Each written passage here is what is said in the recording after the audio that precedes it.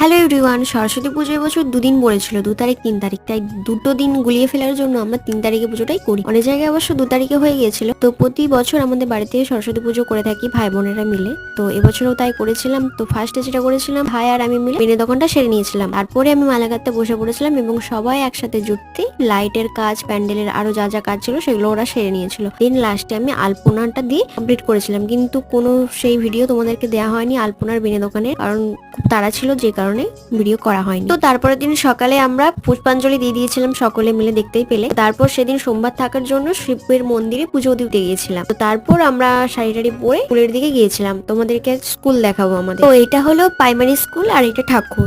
আর তারপর আমরা চলে গেছিলাম হাই স্কুলে খাওয়ার জন্য। আর হাই স্কুলটা তোমরা আগেই দেখে নিয়েছো। তারপর খাওয়া দাওয়া করে আড্ডা মেরে চারদিকে একটু ঘোরাঘুরি করে ছবি টবি তুলে বাড়ির দিকে রওনা দিয়েছিলাম। আর সরস্বতী পুজোর পান্ডার কিন্তু আবার এরাই ছিল। Okay, bye and thanks for watching.